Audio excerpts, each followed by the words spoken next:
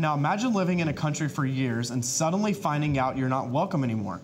Claudia Rupcich joins us live in the studio. Claudia, you spoke to a family in that very situation.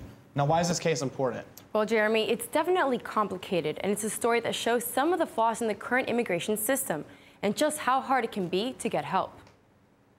Mirna and Manuel Ramirez have lived in North Carolina for 8 years. The family of 4 moved from Mexico legally with a work permit. But in October, Immigration Services denied Ramirez's working permit renewal because his case for residency had been what officials call administratively closed. Ramirez was left without a job. I just felt crushed, surprised, because I never received any official letter. Immigration law says if a case is pending, the applicant should still get a working permit. Ramirez's case is pending, but 5 months later, he still hasn't gotten a permit. The couple went to the local immigration office for answers, but workers there told them it was out of their hands. I feel frustrated because I see our future at risk.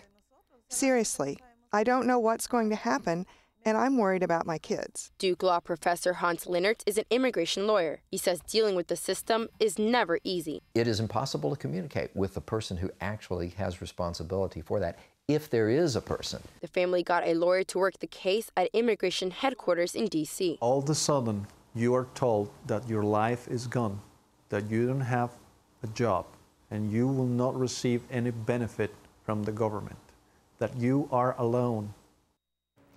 Meanwhile, the Ramirez family is in limbo. They don't face deportation, but they can't work or use any services.